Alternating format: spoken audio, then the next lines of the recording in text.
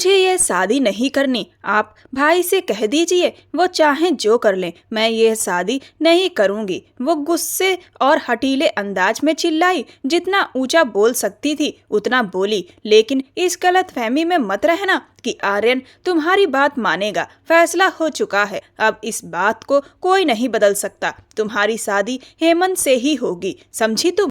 तो आप भी भाई से कह दीजिए कि मैं शादी के वक्त इनकार कर दूंगी। तभी अचानक सुनीता जी का हाथ उठा। अब यही कमी रह गई थी। 1000 बार कहा है अपनी हद में रहो। 1 हफ्ते बाद तुम्हारी शादी है और तुम्हारा ये हाल है। तुम हमारी इज्जत को मिट्टी में मिलाना चाहती हो तो सुन लो, मैं अपने हाथों से तुम्हारा बुरा हाल कर दूंगी। भूल जाऊंगी मेरी कोई बेटी है। सुनीता जी गुस्से में उसे डांटने के बाद बाहर निकल गईं, जहां सामने ही स्नेहा खड़ी अफसोस से उन्हें देख रही थी। यहाँ क्या कर रही हो? वो सीधा उसके पास पहुंची। अपने घर चैन नहीं है जो यहाँ चली आती हो? आंटी, यह जुल्म मत कीजिए। शिखा अगर यह शादी नहीं करना चाहती तो उसके साथ जबरदस्ती मत कीजिए। वो हमेशा की तरह शिखा की साइड लेते हुए बोली। तुम तो चुप रहो स्नेहा। तुम और तुम्हारे भाई ने जो करना था कर लिया। अब खबरदार तुम दोनों मुझे यहाँ नजर आए तो जाओ अपने घर। वो गुस्से से उसे धक्का देती हुई बोली। आंटी, वो दुखी होकर फिर से उन्हें पुकार रही थी। खबरदार, तुम्हारे मुंह से मैंने ये शब्द भी सुना। मैं नहीं हूँ तुम्हारी आंटी, निकल जाओ यहाँ से। सुनीता जी ने इस बार उसका बाजू पकड़कर दरवाजे से बाहर धकेल दिया कि वो सीधी आदित्य के पास आ गिरी। स्नेहा उसकी आंखों में हैरत थी और फिर सामने खड़ी सुनीता जी पर उसने सख्त लहजे में कहा, आपकी हिम्मत कैसे हुई मेरी बहन को धक्का देने की? वो गुस्से से भर गया, लेकिन स्नेहा ने उसे रोक दिया। नहीं आदित्य, वो बड़ी हैं, बदतमीजी मत करो। वो अपने भाई को समझाने लगी। स्नेहा, ये कैसे धक्का दे सकती हैं यार?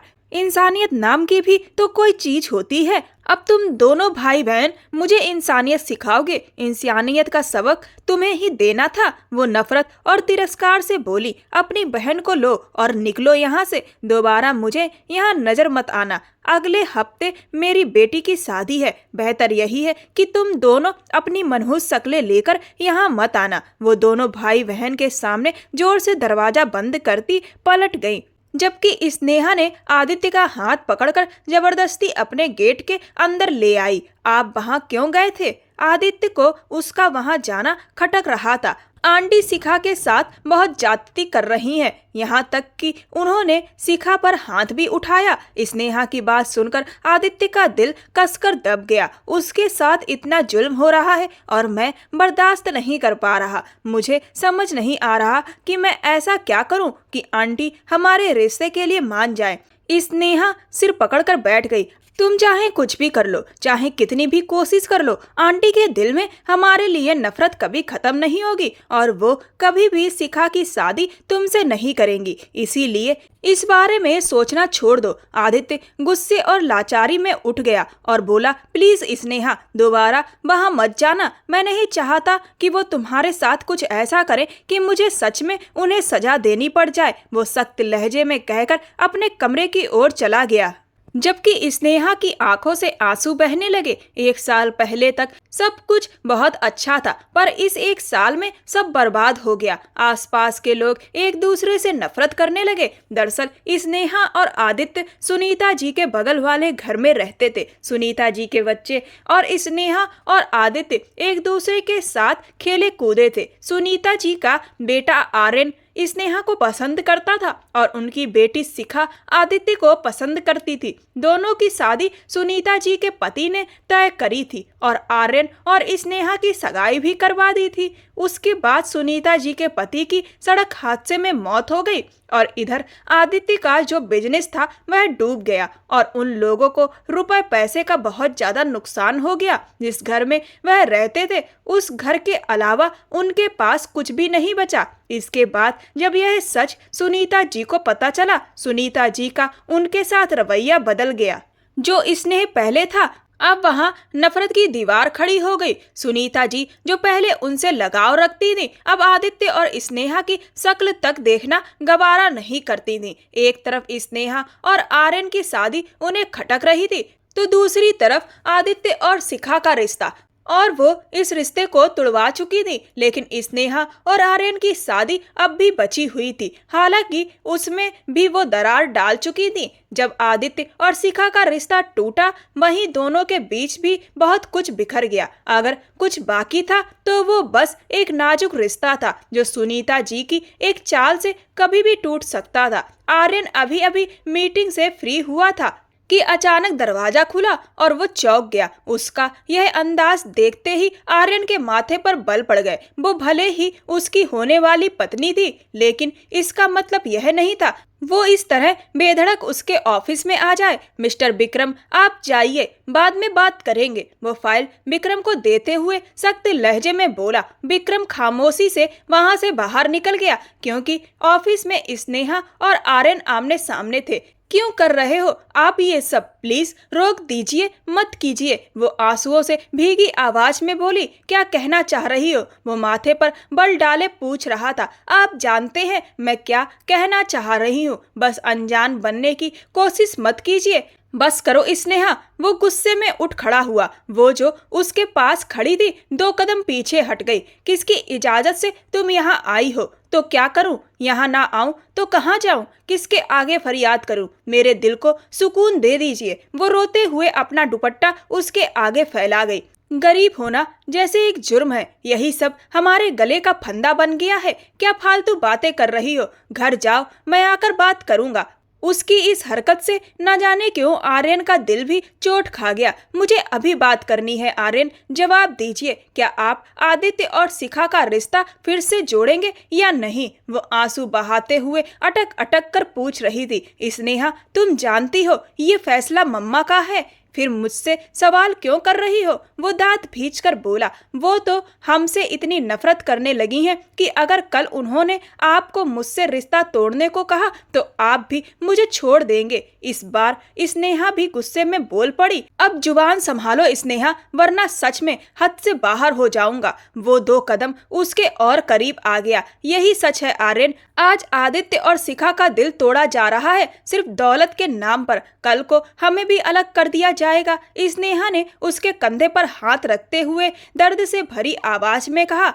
एक पल के लिए दोनों के बीच गहरी खामोशी छा गई। स्नेहा ने दुखी और बेबस नजरों से उसे देखा, जबकि आर्यन की आंखों में गुस्से की लाली थी। दर्द हुआ ना मेरी बात से? सोचना आदित्य और शिखा के दिल पर क्या बीत रही होगी। क्या वो दुखी नहीं होंगे? हर लम्हा एक दूसरे को चाहा और आज उन्हें जुदा किया जा रहा है। मैं आखिरी बार कह रहा हूँ, इस बारे में बाद में बात करेंगे, इसीलिए अब चुपचाप घर जाओ। आर्यन ने अपने लहजे को सामान्य रखने की कोशिश की। स्नेहा ने गुस्से में खुद को उससे छुड़ाया। उसकी पकड़ भी ढीली थी, खुद ही छोड़ दिया। तो आप मेरी बात से इनकार कर रहे हैं? नहीं सुनना चाहते तो ठीक है, अब मैं जो करूंगी वो आप भी देखेंगे और पूरा खानदान भी।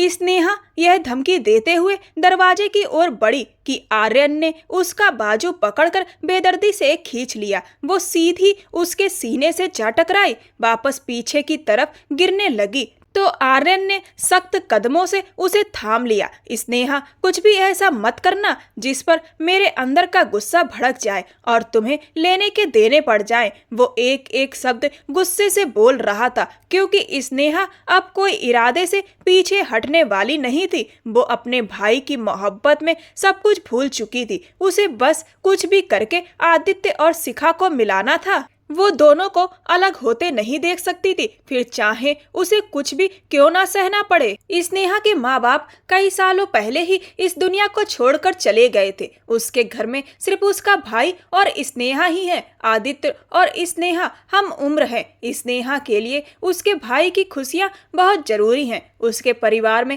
वैसे भी ज्यादा लोग नहीं हैं और वह नहीं चाहती कि उसके भाई का जीवन बर्बाद हो। शिखा रात के खाने की मेज पर नहीं आई तो आर्यन उसे मनाने उसके कमरे में चला गया, जहां वो बिस्तर पर मुंह छुपाए सिसक रही थी। लाइट्स ऑन की। लाइट्स बंद करो, मुझे नहीं खाना। वो रोते हुए नखरे के अंदाज में बोली। क्या तुम भाई के हाथ से भी नहीं खाओगी? वो खाने की ट्रे उठाए उसके पास बैठ गया तो शिखा झटके से उठ बैठी, लेकिन पलकें झुका ली। खाने की ट्रे एक तरफ रखते हुए आर्यन ने उसका हाथ थाम लिया। क्या भाई पर जरा भी भरोसा नहीं रहा? उसके लहजे में कुछ ऐसा था कि एक पल को शिखा ने भीगी नजरों से उसे देखा। इतना भरोसा तो रखो कि तुम्हारा भाई तुम्हारे साथ कभी जाती नहीं होने देगा। भाई, मुझे हेमंत से शादी नहीं करनी। वो रोते हुए भाई के गले से लग गई। अच्छा, इन बातों में कुछ नहीं रखा, बस अपने भाई पर भरोसा रखो, सब अच्छा होगा। अब चलो खाना खाओ। उसने अपने हाथों से उसे निवाले बनाकर खिलाए, जैसे वो बचपन में रूठती थी और आर्यन उसे मनाता था। ये चेहरे पर निशान कैसा? अचानक आर्यन की नजर उसके गाल पर पड़ी। कुछ नहीं, मम्मी ने मारा था, वो सिर झुकाकर बोली और हिचकी ले आई। आर्यन के हाथ मुट्ठी में कस गए। वो गुस्से से बाहर निकल गया। मम्मी मम्मी, वो जोर से चिल्ला रहा था। घर में उसकी आवाज गूंजने लगी। सुनीता जी खाना खा रही थी, फौरन बाहर आ गई। क्या हुआ आर्यन, क्यों चिल्ला रहे हो? आपने शिखा पर हाथ उठाया। वो उंगली दिखाते हुए गुस्से में बोला। शिखा भी रोते हुए बाहर आ गई। वो बुरी तरह घबराने लगी। बस बड़बड़ाते हुए वो शिखा को गुस्से से घूरते हुए बोली, इसने नहीं मुझसे बहस की। आर्यन की आवाज ऊंची हो गई थी। मम्मा, आपने मेरी बहन पर हाथ क्यों उठाया? बेटी है मेरी, क्या मुझे हक नहीं कि अपनी बेटी को सही गलत समझा सकूं? सुनीता जी भावुक होकर बोली और आंखों में आंसू आ गए। समझाने और हाथ उठाने में फर्क होता है। मम्मा, मेरी बहन पर हाथ उठाएं मुझे पसंद नहीं। आर्यन का गुस्सा कम होने का नाम नहीं ले रहा था। आर्यन, माँ हूं मैं तुम्हारी और तुम मेरे साथ ऐसे बात कर रहे हो? सुनीता जी दुखी हो गईं। माँ हो इसीलिए सब कुछ सह रहा हूँ, वरना क्या आर्यन? सुनीता जी ने बेटे को धक्का देकर रोका। आर्यन का गुस्से से बुरा हाल था। तभी स्नेहा शोर सुनकर अपने घर से बाहर आ गई और आगे बढ़ी। आप कहाँ जा रही हो? आदित्य ने रोकना चाहा। आर्यन का गुस्सा बहुत सख्त है, गुस्से में उसे कुछ समझ नहीं आता। स्नेहा ने घबराते हुए कहा, अच्छा है इस औरत को भी पता चले कि किसी पर हाथ उठाना इतना आसान नहीं होता। आदित्य ने नफरत से कहा। स्नेहा ने पलटकर देखा तो आर्यन की रगें गुस्से से तन गई थीं। तुम यहीं रुको। आदित्य ने रोका, लेकिन वो नहीं मानी और बीच की छोटी दीवार फांदकर आर्यन और सुनीता जी के बीच जाकर खड़ी हो गई। उसने आर्यन को दोनों कंधों से थामा और उसकी आंखों में देखते हुए बोली, प्लीज आर्यन। सभी एक पल को रुक गए। कॉलेज के जमाने से वो जानती थी कि आर्यन कितना गुस्सैल है। जब एक लड़के ने स्नेहा का दुपट्टा खींचा था तो आर्यन ने उसकी कलाई तोड़ दी थी। उसे गुस्से में खुद पर काबू नहीं रहता और सिर्फ स्नेहा ही थी जो उसके गुस्से को संभाल पाती थी, लेकिन आज लगता है वो भी नहीं कर पा रही थी। स्नेहा की आंखों से आंसू बह निकले। क्या लेने आई हो यहाँ तुम और तुम्हारा वो आदित्य? सारे फसाद की जड़ हो। शर्म नहीं आती? मुंह उठाकर यहाँ चली आती हो। सुनीता जी को मौका मिल गया स्नेहा को नीचा दिखाने का। अब गुस्सा मत करो आर्यन, वो माँ है आपकी। स्नेहा ने धीरे से उसके दिल पर हाथ रखा। आर्यन काफी हद तक खुद पर काबू पा चुका था, लेकिन उसके दिमाग की नसें अभी भी तन रही थीं। निकलो यहाँ से। सुनीता जी ने स्नेहा की कलाई पकड़कर उसे खींचने की कोशिश की, लेकिन कब आर्यन ने उसकी कलाई थाम ली किसी को पता ही नहीं चला। सुनीता जी उसे 1 इंच भी नहीं हिला पाई। मैं आखिरी बार कह रहा हूँ आपसे, हिंसक मत होइए, वरना अगर मैंने आपा खोया बर्दाश्त नहीं कर पाएंगी। आर्यन ने स्नेहा को अपने पीछे किया और सुनीता जी के सामने खड़ा हो गया। उसकी आंखों का लालपन देखकर वो पल भर को चुप रह गईं। ना जाने क्यों उन्हें उस वक्त अपने बेटे से डर महसूस हुआ। आइंदा मेरी बहन पर हाथ मत उठाना, वरना मैं भूल जाऊंगा कि आप मेरी क्या लगती हैं। बर्दाश्त नहीं करूंगा। वो उंगली दिखाते हुए पलटा। चलो स्नेहा। आदित्य ने आते ही उसे गंभीर लहजे में कहा। एक नजर शिखा को देखते हुए वो अपने घर की ओर बढ़ गया। आर्यन ने शिखा का हाथ थामा और उसे कमरे की ओर ले गया। सुनीता जी की आंखों में आंसू आ गए और वो अंदर चली गई। कल शिखा और हेमंत की शादी थी और शादी से एक दिन पहले आर्यन को एक चिट्ठी मिली जो स्नेहा की तरफ से उसके ऑफिस के पते पर आई थी। जैसे ही उसने वो पढ़ी उसका गुस्सा बेकाबू हो गया। उसे इतनी तीव्र नाराजगी आई कि बस मन किया कि स्नेहा के सामने हो और उसका हाल बेहाल कर दे। उसे लगा कि आदित्य की खुशी के लिए स्नेहा इस हद तक जा सकती है कि उसे शादी से रोकने की चिट्ठी भेजे। हाथ में पकड़ा हुआ कागज उसने जोर से दीवार पर दे मारा। उधर स्नेहा अभी अभी यूनिवर्सिटी से निकली थी। वो अपनी रूट की बस का इंतजार कर रही थी। वो यूनिवर्सिटी में लेक्चरर थी और सब उसकी इज्जत करते थे। कुछ लोग आर्यन की वजह से भी उससे परिचित थे और एक दूरी बनाए रखते थे क्योंकि सब जानते थे कि आर्यन उसकी तरह बेहद जुनूनी है। पहले जब दोनों का रिश्ता सिर्फ मोहब्बत तक सीमित था तब भी आर्यन उसके लिए पागल था और अब तो उसकी शादी तय हो गई थी। दोनों ने यहीं से पढ़ाई की थी और यहीं उनकी मोहब्बत पनपी थी। स्नेहा के पापा का खड़ा किया गया बिजनेस जब डूब गया तो उन्हें फाइनेंशियल काफी समस्याओं का सामना करना पड़ा, जिसके चलते स्नेहा ने इस कॉलेज में प्राइवेट लेक्चरर की जॉब पर काम करना शुरू किया। वरना वह तो सरकारी टीचर बनना चाहती थी, लेकिन अभी भी वह अपने लक्ष्य को पाने के लिए प्रयास कर रही थी। स्नेहा कलाई पर बंधी घड़ी देखती हुई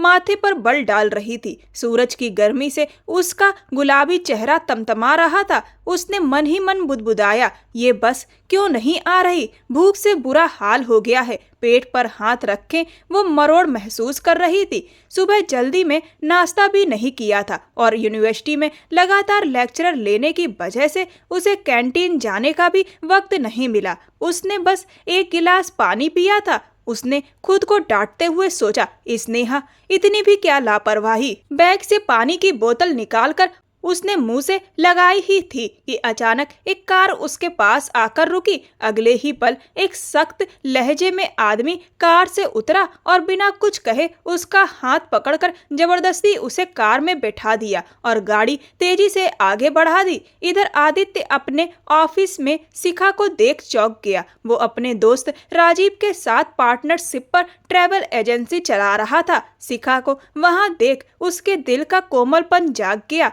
आप इतनी आसानी से मुझसे किनारा कैसे कर सकते हैं आदित्य? शिखा दुखी होकर बोली, कौन सा किनारा? हमारा कौन सा रिश्ता है जिसके टूटने पर आप यह सब कह रही हैं? आदित्य ने सख्त लहजे में कहा। आदित्य, आप मेरा दिल दुखा रहे हो। शिखा बोली, मेरा अपना दिल इस वक्त टुकड़ों में बटा हुआ है। आदित्य ने गहरी सांस ली। शिखा, आप लौट जाइए अपने घर। उसने नजरें झुका ली। वो जानता था कि अगर उसने उसका चेहरा देख लिया तो खुद को रोक नहीं पाएगा। शिखा ने उसकी शर्ट की कॉलर पकड़ते हुए गुस्से से कहा, मैं आपको यूं पीछे हटने नहीं दूंगी। उसी पल आदित्य की नजरें उसके चेहरे पर ठहर गईं। वहां दर्द ही दर्द था। आदित्य बेजान सा उसकी आंखों में देखता रहा। बेख्याली में उसका हाथ बढ़ा और उसने उसकी आंखों से आंसू पोंछ डाले। शिखा झटके से पीछे हुई, लेकिन फिर भी उसका दामन नहीं छोड़ा। सारे हक छीन लूंगी मैं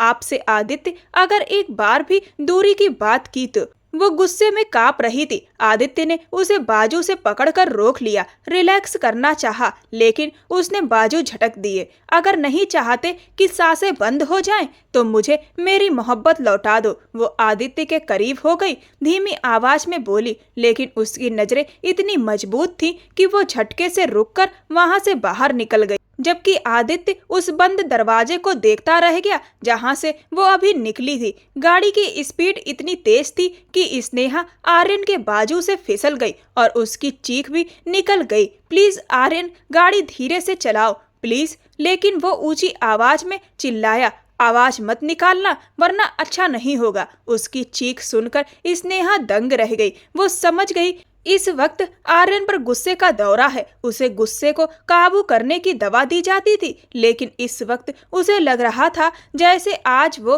उसके गुस्से और तकलीफ का शिकार होने वाली है। अनजान रास्तों पर गाड़ी भाग रही थी और स्नेहा का दिल बुरी तरह कांप रहा था। ये रास्ता उसके घर की तरफ नहीं जा रहा था। वो घबराई हुई नजर से आर्यन को देखने लगी। प्लीज गाड़ी रोको आर्यन, वो डरते हुए बोली, लेकिन आर्यन ने कोई जवाब नहीं दिया। और ना ही गाड़ी की स्पीड कम की। स्नेहा पूरी ताकत से चिल्लाई तो आर्यन ने एक हाथ से स्टीयरिंग संभाला और दूसरे हाथ से उसे पकड़ लिया। आवाज मत निकालना, आई हेट योर बॉय। उसकी जहरीली आवाज ने स्नेहा की धड़कनों को रोक दिया। दोनों के चेहरे बहुत करीब थे, लेकिन मोहब्बत से नहीं, गुस्से से। इस पर स्नेहा बिल्कुल खामोश हो गई। वो कुछ भी बोले बिना बैठी रही और उसे देखती रही, जबकि आर्यन की नजरें सिर्फ सामने विंडो पर जमी थीं। गाड़ी झटके से फार्म हाउस के बंगले के अंदर घुसी। आज तुम्हारा प्यार, तुम्हारी आंखें कुछ भी मेरे गुस्से को कंट्रोल नहीं कर सकते। बेवकूफी की हरकत मत करना। उसने उसका हाथ जोर से पकड़कर और गाड़ी से खींचकर अंदर ले गया। आप क्या कर रहे हैं आर्यन? कुछ तो बताइए, क्या हुआ है? वो उसके साथ खिंचती चली जा रही थी, लेकिन आर्यन ने कोई जवाब नहीं दिया। सीधे कमरे में ले जाकर उसे जोर से बिस्तर पर फेंक दिया। स्नेहा मुंह के बल बिस्तर पर गिरी। आर्यन ने मुड़कर उसकी तरफ देखा। तुम्हें क्या लग रहा है कि मैं तुम्हें रिश्ता तोड़ने दूंगा? तुम्हें लगा कि आर्यन ने चूड़ियां पहन रखी हैं, मैं चुपचाप तुम्हें आजाद कर दूंगा? उसने गुस्से से उसे खींचा। स्नेहा तो अभी तक उसके लफ्जों को समझने की कोशिश में ही लगी थी। सगाई के बाद भी मैंने तुम्हें कभी नहीं छुआ, यही सजा देना चाहती थी ना तुम मुझे?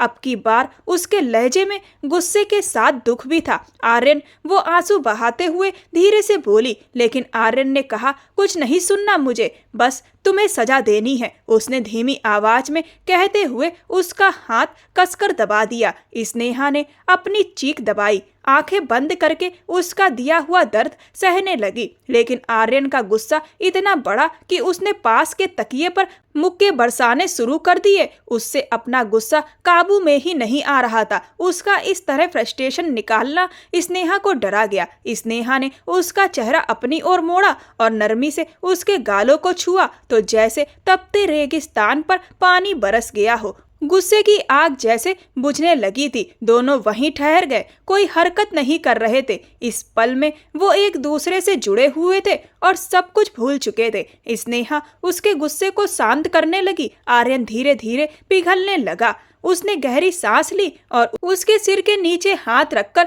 उसका सर सहलाने लगी। उसकी आंखें बंद होने लगीं। उसकी रूह को सुकून मिल रहा था। स्नेहा उसकी थी, सिर्फ उसकी। वो उसका जुनून थी, उसकी जिंदगी की ऑक्सीजन थी। उसने उसके चेहरे को देखा और बेबसी से कहा, मुझसे कभी दूर जाने का सोचना भी मत, वरना मैं क्या कर बैठूंगा पता नहीं। उसने उसे गले से लगाया और पीछे दीवार से टिक गया। स्नेहा ने गहरी सांस लेते हुए उसके कंधे पर सिर रख दिया और उसे देखती रही। मैं तुमसे दूर जाऊंगी तो मेरी सांसें थम जाएंगी। अपनी सांसों से कौन दूर जा सकता है? उसके अल्फाज सुनकर आर्यन हैरान रह गया। अगर ऐसा है तो फिर वो लेटर क्यों भेजा तुमने? आर्यन ने पूछा तो स्नेहा चौंक गई। कौन सा लेटर? मैंने तो कोई लेटर नहीं भेजा। उसकी ये बात सुनकर आर्यन एकदम से उठ खड़ा हुआ। क्या तुम पक्के तौर पर कह रही हो कि तुमने कोई लेटर नहीं भेजा? उसने गुस्से से पूछा। आर्यन, मैं ऐसा क्यों करूंगी? मैं तो जानती हूँ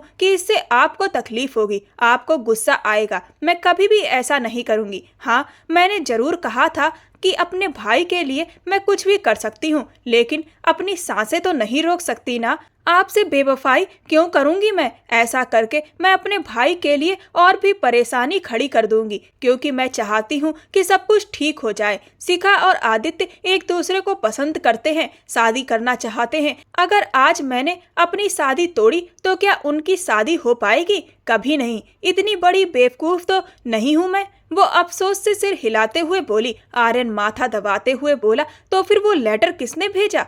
उसकी बात सुनकर स्नेहा भी सोच में पड़ गई। वो कुछ कहने ही वाली थी कि चक्कर खाकर लड़खड़ा गई। स्नेहा, तुम ठीक हो? आर्यन घबरा गया। हाँ, बस थोड़ा सा चक्कर आ गया, सुबह से कुछ खाया नहीं। स्नेहा माथा दबाते हुए बोली। क्या तुमने सुबह से कुछ नहीं खाया? खुद से इतनी लापरवाही क्यों कर रही हो? आर्यन ने तुरंत उसे बिस्तर पर बिठाया और उसके लिए पानी लेकर आया। पहले खाना तो खाओ, वो फिक्र से बोला और मोबाइल उठाकर खाने का ऑर्डर करने लगा। फिर उसके पास आकर बैठ गया, उसका माथा चेक किया, नजरें उसके चेहरे पर टिक गईं। सॉरी यार, गुस्से में आ गया था, उसने धीरे से कहा और उसके हाथ थामते हुए बोला, मुझे अच्छा नहीं लग रहा कि तुम मुझसे नाराज हो। स्नेहा मुंह बनाकर दूसरी तरफ मुड़ गई। आर्यन मुस्कुराया, तो माफी कैसे मिलेगी? उसने उसे करीब खींचते हुए मोहब्बत से पूछा। स्नेहा ने अपनी हथेली उसकी ओर बढ़ाई और बोली, मुझे यकीन दिलाओ कि बिना सारी बात जाने दोबारा कभी ऐसे रिएक्ट नहीं करोगे। मैं सच कहता हूँ, दोबारा ऐसा नहीं करूँगा। उसकी नाजुक सी हथेली पर अपना मजबूत हाथ जमा कर आर्यन बोला। तभी मोबाइल पर नौकर की कॉल आई तो उसने रिसीव किया। पूरा टेबल खाने से सजा दिया गया था। ये सब इतनी जल्दी किसने किया? स्नेहा हैरान होकर बोली, तुम्हारे आर्यन के अलावा और कौन कर सकता है? वो मुस्कुराया और उसके लिए चेयर खींचकर इज्जत से बैठाया। आर्यन खुद उसे खाना सर्व कर रहा था। वो इतना दिलकश था कि किसी का भी क्रश हो सकता था। इस वक्त वो उसके नखरे उठा रहा था और स्नेहा खुश होकर खाना खाने लगी। आर्यन, एक छोटी सी बात मानोगे? उसने उसके मूड को देखते हुए धीरे से कहा। आर्यन मुस्कुराकर बोला, जानता हूँ तुम क्या कहने वाली हो, लेकिन बस इतना कहूँगा कि मुझ पर भरोसा रखो, कुछ भी गलत नहीं होने दूंगा। उसके माथे पर थपकी देते हुए प्यार से बोला। स्नेहा ने चैन की सांस ली। दूसरी ओर शिखा का रिश्ता जबरदस्ती करवाने के लिए सुनीता जी ने शादी की तैयारी कर रखी थी। वो अपनी सहेली के बेटे हेमंत से उसकी शादी करवा रही थी। सुनीता जी ने बिना किसी का इंतजार किए शादी की प्रक्रिया शुरू करवाई। सब लोग रोकने की कोशिश कर रहे थे पर वो मानने को तैयार नहीं थी। नहीं, ये शादी मुझे मंजूर नहीं है, शिखा बिना डरे बोली। ये सुनकर सुनीता जी ने गुस्से में उसे थप्पड़ मार दिया। तुम जैसी औलाद से तो अच्छा था मैं बे औलाद रहती। आज सबके सामने मेरी नाक कटवा दी। अभी चुपचाप शादी करो वरना थप्पड़ों से मुंह लाल कर दूंगी। शिखा ने डरे बिना कहा, आप चाहें तो मेरी जान ले ले, लेकिन ये शादी मैं किसी भी हालत में नहीं करूंगी। तभी घर में आर्यन दाखिल हुआ। उसे देखते ही शिखा दौड़कर उसके गले से जा लगी। आर्यन ने उसे संभाला। उसके साथ स्नेहा और आदित्य भी थे। ये सब यहाँ क्यों आए हैं? सुनीता जी चिल्लाईं। आर्यन ने गुस्से से कहा, आवाज नीचे रखिए, शिखा का दूल्हा आदित्य होगा। आर्यन की बात सुनकर सुनीता जी और लता जी दोनों हक्का बक्का रह गईं। ये क्या बकवास है? आज शिखा की शादी हेमंत से है। आदित्य कहाँ से बीच में आ गया? सुनीता जी चीखते हुए बोली। आर्यन ने गुस्से में चिल्लाते हुए कहा, अगर आप अपनी बेटी की शादी में शामिल होना चाहती हैं तो चुपचाप बैठ जाइए वरना बाहर जा सकती हैं। सुनीता जी ने धमकी दी। तुम गलत कर रहे हो आर्यन, इन दो कौड़ी के लोगों से रिश्ता जोड़कर पछताओगे। लेकिन आर्यन ने उनकी बात अनसुनी कर दी। आदित्य और शिखा को बैठने को कहा। आर्यन ने दोनों के विवाह की प्रक्रिया पूरी करवाई, जबकि सुनीता जी वहीं बेबस होकर बैठी रह गईं। मुबारक हो शादी। आर्यन ने आदित्य को गले लगाते हुए मुबारकबाद दी तो वो मुस्कुरा दिया और आर्यन का शुक्रिया अदा करने लगा, जबकि स्नेहा ने भी आदित्य को गले से लगाकर मुबारकबाद दी और शिखा को गले से लगा लिया। उसकी आंखों से आंसू बह निकले। आर्यन, तुम ऐसा कैसे कर सकते हो? सुनीता जी चिल्लाईं। जैसे आपने किया वैसा ही जवाब मिला। आर्यन ने भी ऊंची आवाज में कहा, आपको क्या लगा आप जो चाहेंगी वही होगा? मना किया था आपको, मेरी बहन पर हाथ मत उठाना, लेकिन शायद आपको मेरी बात समझ में नहीं आई। वो सुनीता जी की तरफ गुस्से से बढ़ने लगा। वो जरा सा घबरा गई। बहन है वो मेरी जान है और आपने फिर से उस पर हाथ उठाया। वो जोर से चिल्लाया कि सुनीता जी लड़खड़ाकर दीवार के साथ लग गईं। क्या कर रहे हो आर्यन? माँ है वो तुम्हारी। लता जी, हेमंत की माँ, दुख से बोली। यही तो दुख है कि माँ नहीं है ये मेरी। आर्यन अब भी चिल्ला रहा था। क्या बोल रहे हो? लता जी की जुबान लड़खड़ा गई। आप तो ऐसे हैरान हो रही हैं जैसे कुछ जानती ही नहीं। वो तंज कसते हुए बोला, क्या कहना चाहते हो तुम? लता जी ने कांपते हुए पूछा। जो राज है उसे राज ही रहने दीजिए, वरना अगर पर्दा उठ गया तो आपको कहीं कुछ छुपाने की जगह नहीं मिलेगी। वो गुस्से में दांत भींचते हुए शिखा की तरफ बढ़ा ही था कि अचानक पीछे से सुनीता जी ने आर्यन पर हमला कर दिया। उसके ऊपर डंडे से वार हुआ जो वहीं मौजूद हेमंत के हाथ में उन्होंने थमा दिया था। आर्यन दर्द से तड़प उठा और खून बहता हुआ नीचे गिर पड़ा। आर्यन, स्नेहा चिल्लाई। भैया! शिखा भी पागलों की तरह आर्यन को देखती उसकी तरफ दौड़ी। आदित्य ने फौरन आगे बढ़कर आर्यन को थामा। वहीं शिखा उसके सीने से लगकर फूट फूट कर रोने लगी। स्नेहा ने सुनीता जी को पीछे धकेल दिया। वो लड़खड़ाकर पीछे की तरफ जा गिरी। स्नेहा उसके पास बैठकर आंसुओं से भीग गई और तुरंत अपना दुपट्टा उसके जख्म पर रख दिया। आर्यन, आप कुछ मत बोलो, वो घबराकर बोली। आर्यन ने आदित्य के सहारे खड़े होते हुए सुनीता जी को घूर कर कहा, कौन कहता है आप मेरी माँ हैं? आपने तो आज माँ बेटे का रिश्ता खत्म कर दिया। उसका दर्द इतना गहरा था कि वो मुश्किल से खड़ा रह पा रहा था। इतने में पड़ोसियों ने पुलिस को खबर दे दी और थोड़ी देर में पुलिस वहां आ गई। सुनीता जी को हिरासत में ले लिया गया। वो रो रही थीं।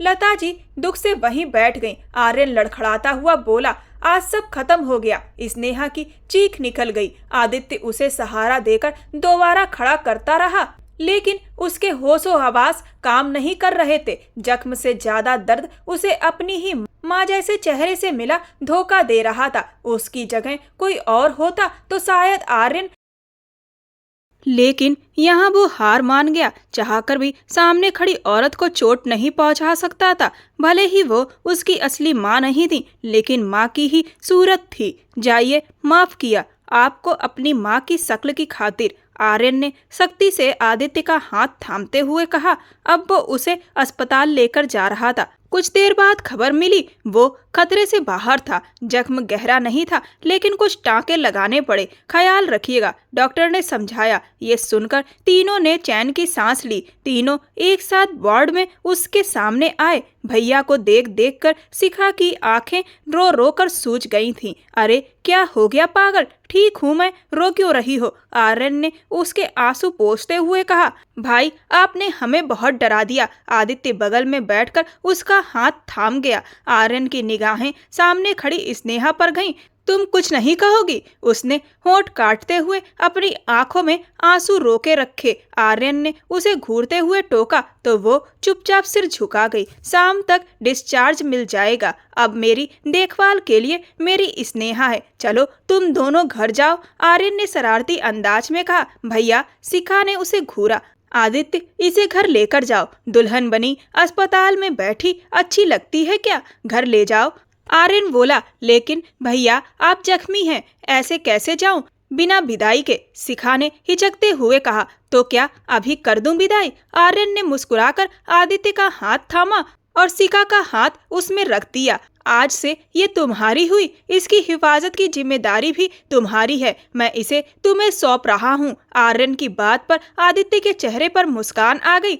अपनी जान से भी ज्यादा हिफाजत करूंगा, आदित्य ने भरोसा दिलाया। चलो अब निकलो। हाँ, अपनी बहन को भी मुझे सौंप कर जाओ। अब ये मेरे साथ रहेगी हमेशा, आर्यन ने स्नेहा को देखकर कहा। स्नेहा ने हैरत से आंखें फैलाईं। आर्यन बोला, हॉस्पिटल से डिस्चार्ज होते ही हम शादी करेंगे। स्नेहा, आदित्य ने हंसकर कहा।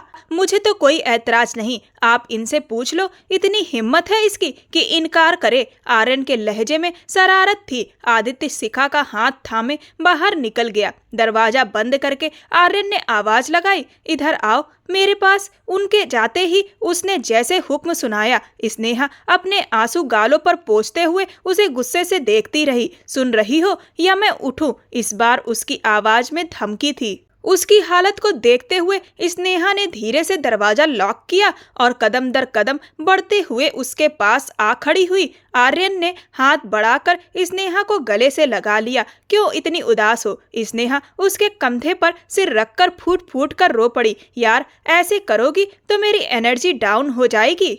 आर्यन ने गहरी सांस भरते हुए उसका सिर पीछे किया। दर्द हो रहा है? स्नेहा ने चेहरा उठाकर पूछा। उसकी मासूमियत इतनी प्यारी लगी कि आर्यन बेख्याल उसकी आंखों में देखता रहा। अब थोड़ा कम हो रहा है। तुम्हें उन पर भरोसा ही नहीं करना चाहिए था, वो शुरू से ही ऐसी हैं। स्नेहा बोली। जानता हूँ, सब जानता हूँ, पर क्या करूँ, माँ की हम शकल है ना, इसीलिए। आर्यन भी दुखी था। मतलब क्या वो आंटी नहीं है? स्नेहा को भी शक हुआ। छोड़ो, अभी इस बारे में बात नहीं करनी, मुझे सुकून चाहिए। आर्यन ने उसे अपने बाजू पर लिटा लिया और आंखें मूंद ली। इधर शिखा बिस्तर पर बैठी गहरी सांस भर रही थी। कुछ खाओगी? भूख लगी है? आदित्य ने जैकेट उतार कर एक तरफ रखते हुए पूछा। हाँ लगी तो है, क्या खिलाओगे? शिखा ने शरारत से पूछा। जो तुम कहो, आदित्य ने प्यार से जवाब दिया। हम जो भी खाएंगे तुम्हें भी खिलाएंगे, शिखा ने नखरे से कहा। आदित्य मुस्कुराकर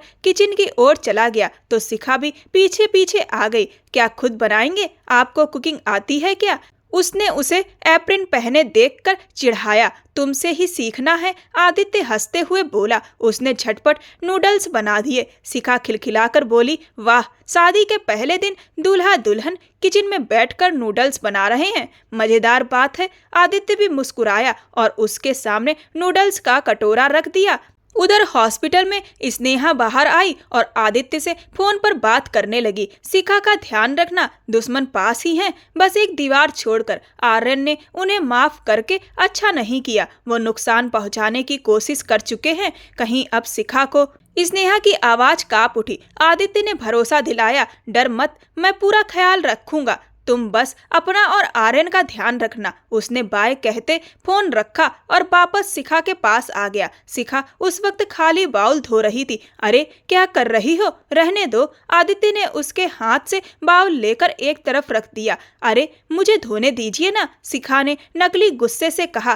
कर लेना सब कुछ, अब ये घर तुम्हारा है, जैसे चाहो वैसे करना। लेकिन कहते हुए आदित्य ने उसके मेहंदी लगे हाथों को थामा। शिखा की धड़कन तेज हो गई। अगले ही पल आदित्य ने उसे उठा लिया और शरारती निगाहों से देखते हुए उसे कमरे में ले गया। शिखा के दिल में बिजली सी दौड़ गई। आदित्य, वो कांप उठी। उसने शिखा को बिस्तर पर बिठाया, फिर दरवाजे को पैर से बंद करता हुआ वो सीधा बिस्तर पर आया और शिखा का भारी दुपट्टा एक तरफ करता हुआ उसकी खूबसूरती में खो गया।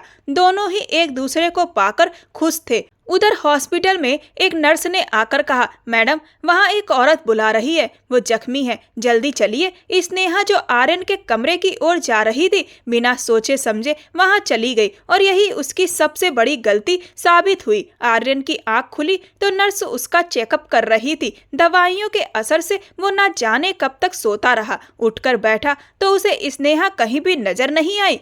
नर्स, मेरी मंगेतर कहाँ है? उसने गंभीरता से पूछा। नर्स बोली, मालूम नहीं, मैं तो 10 मिनट पहले ही आई हूँ। आर्यन बेचैन होकर अपना मोबाइल उठाता है और स्नेहा को कॉल करने लगता है, लेकिन उसके नंबर से आए मैसेज खाली थे। उसने घबराकर कॉल मिलाई। कॉल जा रही थी पर उठाई नहीं जा रही थी। अब आर्यन का गुस्सा बढ़ने लगा। इतनी लापरवाही कैसे हो सकती है? वो बड़बड़ाया। तभी अनजान नंबर से एक मैसेज आया। Catch me if you can. Message पढ़ते ही उसका दिमाग सन्न रह गया। वो तुरंत बिस्तर से उठा और ड्रिप खींचकर निकाल दी। दर्द की लहर उसकी बाह में उठी, लेकिन इस वक्त रुकना उसके लिए मुमकिन नहीं था। बाहर निकलते ही उसने अपने सिक्योरिटी गार्ड को फोन लगाया और जल्द ही कार में बैठ गया। सीधा राजीव हाउस पहुंचा और गुस्से में सुनीता जी के कमरे में घुसा। वो एक तरफ बैठी रो रही थी और हाथ में एक पुराना फोटो फ्रेम पकड़ा था। आर्यन ने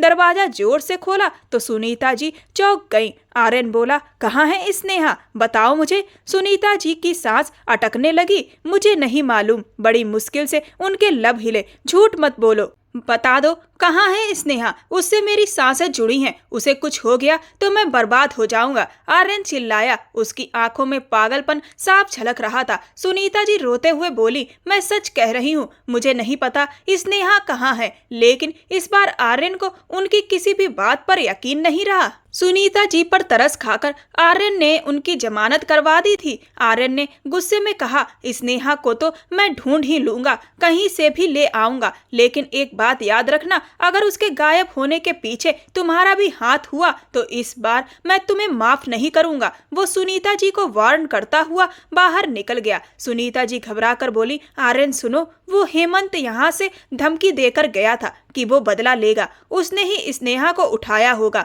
इतना कहते ही आर्यन तेजी से बाहर निकल गया। सुनीता जी ने तुरंत लता जी को कॉल मिलाई। कहाँ है स्नेहा? तुम्हारे बेटे में जरा भी शर्म बाकी है या नहीं? अब जब सब खत्म हो चुका तो क्यों हमारी जान नहीं छोड़ देता?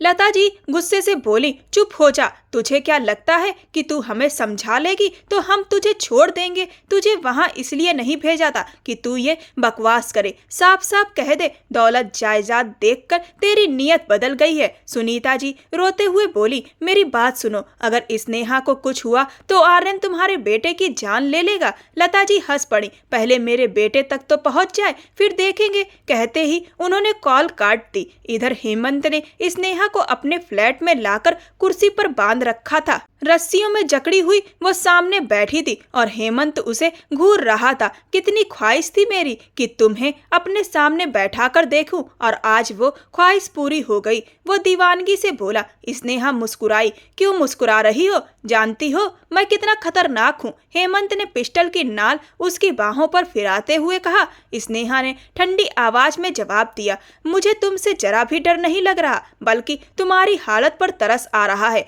तुम्हारा अंजाम बहुत बुरा होगा। हेमंत हंसा, अगर तुम्हें लगता है कि आर्यन या आदित्य यहाँ पहुँच जाएंगे तो ये तुम्हारी भूल है। इस जगह पर परिंदा भी मेरी इजाजत के बिना पर नहीं मार सकता, वो घमंड से बोला। तभी लता जी पास आकर बोली, जल्दी करो, मैं कैमरा फिट कर रही हूँ, अपना काम पूरा करो ताकि आर्यन की दौलत जायदाद बचाने की कीमत उसकी बीवी की इज्जत से चुकानी पड़े। यह कहते हुए लता जी कमरे से निकल गई। स्नेहा ने कांपती आवाज में कहा, उस दिन से डरो जब तुम्हारे सारे पाप तुम्हें गिराकर जमीन पर पटक देंगे। उसने रस्सियां छुड़ाने की कोशिश की जिससे उसकी कलाइयां छिल गईं। सामने खड़ा हेमंत अब मुस्कुराया और स्नेहा का दिल डर और गुस्से से जोर जोर से धड़कने लगा। स्नेहा तड़पते हुए बोली, आज मैं तड़प रही हूँ, लेकिन याद रख, अगली बार तेरी सांसें खुद तड़पेंगी। जीते जी तेरा चैन छीन लूंगी। बस एक बार मेरे हाथ खोल दे, फिर दिखाऊंगी असली ताकत किसमें है।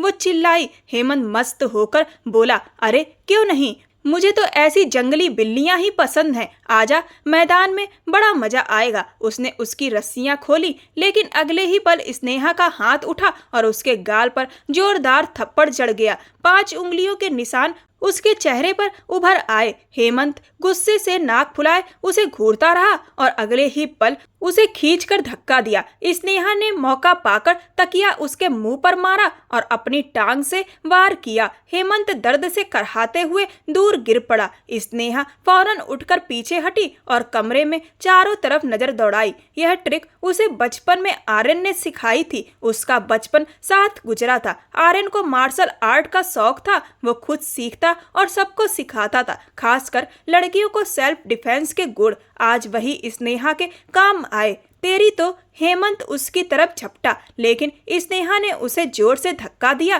तभी उसे टेबल पर पड़ा एक रिमोट दिखा। उसने तुरंत रिमोट उठाकर उसके माथे पर जोर से मारा, मगर हेमंत झुक गया और वार बच गया। अगले ही पल वो तेजी से बढ़ा और उसे पकड़ लिया। स्नेहा उसके हाथ को हटाने की कोशिश करती रही, लेकिन सांसें रुकने लगी थीं।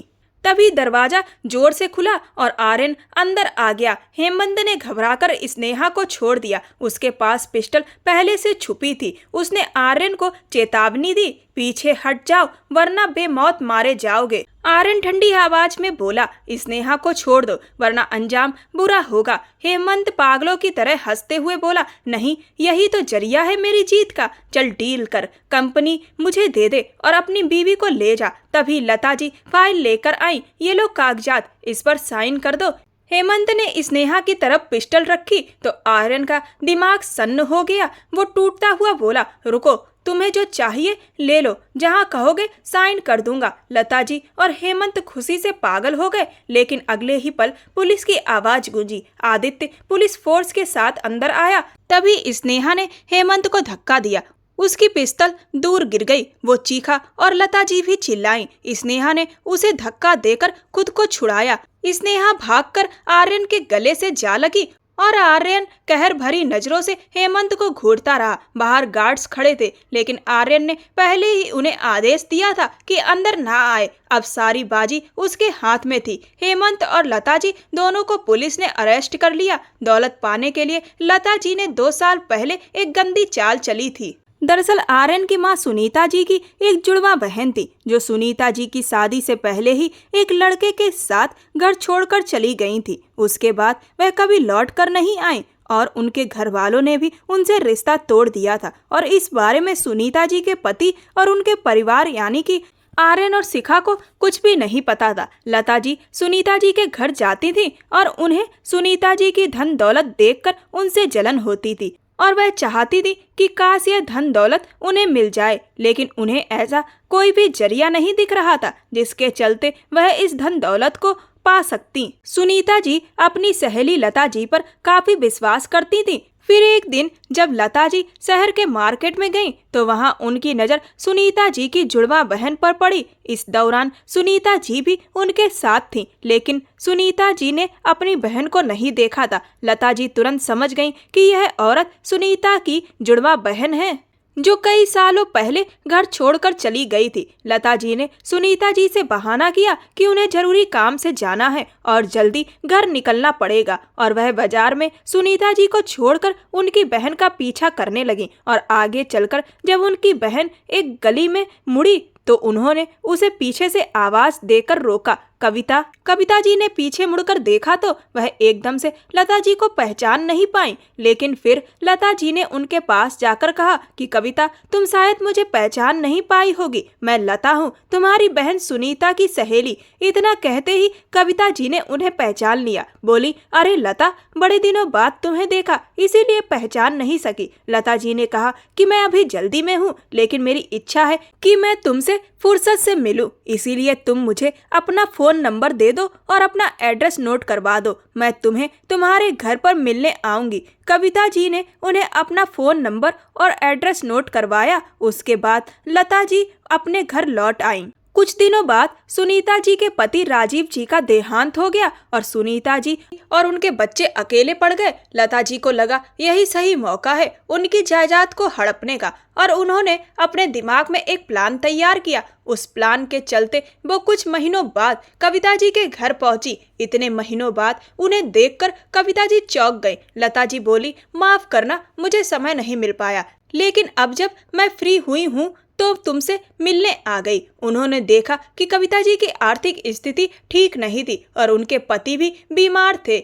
लता जी ने उन्हें पैसों का लालच दिया और कहा कि उनकी बहन अस्पताल में जिंदगी और मौत की जंग लड़ रही है। वह काफी ज्यादा बीमार हैं और उनकी हालत खराब है, बचाना मुश्किल है। लेकिन यह बात उनके परिवार में अभी कोई नहीं जानता, क्योंकि उनके बच्चे आउट ऑफ स्टेशन घूमने के लिए गए हैं। बीती रात सुनीता जी की तबीयत काफी खराब हो गई थी, तो मैंने उन्हें अस्पताल में एडमिट करवाया, लेकिन मुझे लगता है कि वह बचेंगी नहीं। पर अगर तुम चाहती हो कि तुम्हारे जीवन में रुपए पैसों की कमी दूर हो जाए, तो मैं तुम्हें अमीर बना सकती हूँ।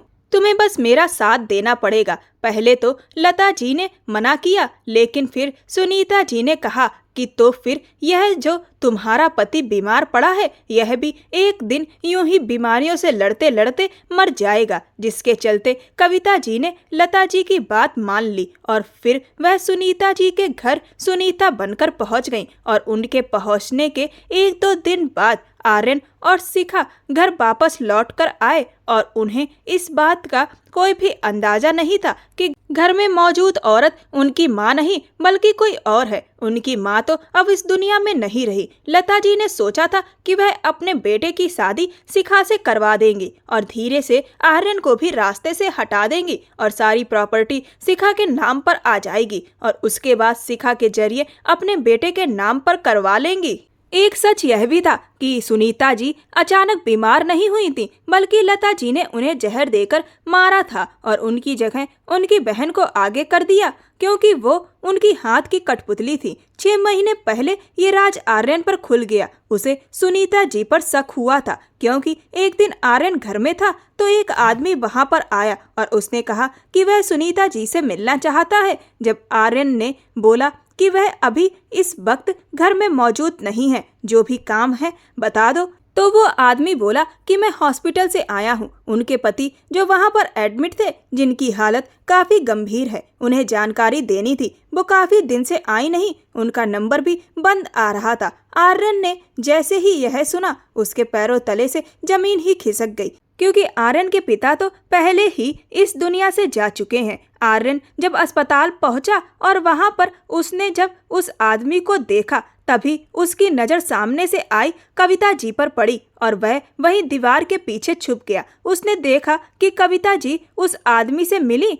उसके बाद फिर वह घर के लिए निकल गईं। यह सब देखकर आर्यन समझ गया कि यह उसकी माँ नहीं बल्कि उनकी हमशक्ल है। फिर आर्यन ने अपनी माँ का एक पुराना बक्सा खंगाला, जिसमें उसे कुछ तस्वीरें मिली और उन तस्वीरों में उसने देखा कि उनकी माँ के साथ एक और लड़की खड़ी है, जो बिल्कुल उसकी माँ की जैसी ही लग रही है, लेकिन उन्होंने कभी भी उसका जिक्र नहीं किया। उसके बाद आर्यन को सारी बात समझ आ गई कि घर में जो औरत मौजूद है वह उसकी माँ नहीं बल्कि उसकी माँ की जुड़वा बहन है। अब आर्यन को यह जानना था कि आखिर उसकी माँ कहाँ गई। उसने उस अस्पताल की फाइलें निकाली जहाँ पर उसकी माँ एडमिट थी और वहाँ पहुँचा। उसने रिसेप्शन पर वहाँ से जानकारी ली तो पता चला कि सुनीता नाम की जो पेशेंट यहाँ पर एडमिट थी, उनकी तो मौत हो गई थी और उन्हें उनकी सहेली लता जी लेकर चली गई थी, क्योंकि उनके परिवार का कोई भी यहाँ मौजूद नहीं था। जब यह सच आर्यन को पता चला तो वह फूट फूट कर रोया, क्योंकि आखिरी बार वो अपनी माँ से भी नहीं मिल पाया था। लेकिन उसने यह बात किसी को नहीं बताई, क्योंकि वह जानता था कि अगर शिखा को यह पता चला तो वह टूट जाएगी और वक्त से पहले अगर यह राज खुल गया तो जो लोग दोषी हैं वह बच जाएंगे और उन्हें सजा नहीं हो पाएगी, क्योंकि उसके पास पक्के सबूत नहीं थे। वक्त गुजरा और लता जी सबके सामने आ गईं। शिखा का रिश्ता अपने बेटे हेमंत के लिए लेकर आई और सुनीता जी ने हाँ कर दी। इस पर आर्यन खामोश रहा, क्योंकि वो सारे सबूत जुटा रहा था। इसीलिए माँ की हाँ में हाँ मिलाता रहा। हेमंत के रिश्ते पर कोई ऐतराज नहीं किया, लेकिन मन ही मन सोच चुका था कि करना क्या है। पर ये माँ बेटा जरूरत से ज्यादा खतरनाक निकले। लेकिन कहते हैं ना, अपराधी आखिर अपने अंजाम तक पहुंच ही जाते हैं। अब दोनों जेल में हवा खा रहे हैं। 2 दिन बाद आदित्य और शिखा ने आर्यन और स्नेहा की शादी की तैयारी की और दोनों की शादी करवा दी। कई मुश्किलों के बाद दोनों एक हो गए। 1 साल बाद इतना मुंह क्यों उतरा हुआ है? आर्यन ने गुस्से से आगे बढ़ते हुए स्नेहा से पूछा। वो अपने छोटे बेटे मनीष को गोद में लिए बैठा था और उसकी बात पर भड़क उठा। स्नेहा मुंह फुलाकर बोली, बस हर वक्त गुस्सा ही किया करो, बात नहीं करनी मुझे। वो उठने लगी तो आर्यन ने उसका हाथ पकड़कर खींच लिया। क्या चाहिए? हुक्म करो, गुलाम हाजिर है। स्नेहा मुस्कुराई। आपका साथ और प्यार मिलता रहे वही बहुत है, और आप अपना गुस्सा शांत रखें। तभी दरवाजे पर दस्तक हुई। स्नेहा उठी। क्या मैं अंदर आ सकती हूँ? कविता जी ने पूछा। आर्यन के माथे पर बल पड़ गए। कविता जी ने कहा, सोचा थोड़ी देर के लिए मनीष को ले आऊं। वो अब भी उसी घर में रहती थी। उनके बीमार पति का देहांत हो गया था और वो अब इस दुनिया में अकेली थी। आर्यन ने उन्हें घर से निकाला नहीं था, लेकिन उनसे बात करना भी बंद कर दिया था। इस 1 साल में बहुत कुछ बदल चुका था, पर आर्यन अब भी वैसा ही था। जी ले जाइए अपने बेटे को। स्नेहा ने कविता जी की गोद में दिया। आर्यन ने उसे घूरा। ये भरोसे के लायक नहीं है। मेरा बच्चा इन्हें क्यों दिया? कविता जी खुशी से मनीष को लेकर बाहर निकल गईं। उनका इस दुनिया में कोई नहीं था, बस पैसों के लालच में अंधी हो गई थी और लता जी का साथ दिया, क्योंकि उन्हें यह नहीं पता था कि लता जी ने अपनी ही सहेली को जहर देकर मारा था। आर्यन ने गुस्से को शांत किया। वो स्नेहा के पास बैठा तो दिल खुश हुआ। उसके गुस्से की बात पर उसने उसे गले लगा लिया और गाल पर हाथ फेरते हुए आंख मीच ली। अचानक दरवाजा जोर से खुला और शिखा जोश में अंदर आई। आर्यन ने घूरकर बहन को देखा। नॉक नहीं कर सकती थी क्या? भाई, मुझे क्या पता था कि दिन दहाड़े ये सब चल रहा है, वो मुस्कुराते हुए बोली। स्नेहा ने कहा, शिखा आओ ना। तभी कविता जी मनीष को लेकर आ गईं। कविता जी सबको यूं ही हंसी मजाक करते और मुस्कुराते देख रही थी। खुद भी खुश होकर मुस्कुरा दी। कविता जी अब समझ चुकी थी कि रिश्ते विश्वास पर टिके होते हैं। लालच अच्छे से अच्छे रिश्तों को बर्बाद कर सकता है। दोस्तों, आपको यह कहानी कैसी लगी मुझे कमेंट सेक्शन में कमेंट करके जरूर बताएं। मेरे चैनल को सब्सक्राइब कर वीडियो को लाइक करें और वीडियो को हाइप भी दें। यह कहानी पूर्णतः काल्पनिक है। इस कहानी का उद्देश्य केवल शिक्षा देना और मनोरंजन प्रदान करना है। ऐसी और भी रोमांचक कहानियों को सुनने के लिए मेरे चैनल के साथ बने रहें। धन्यवाद।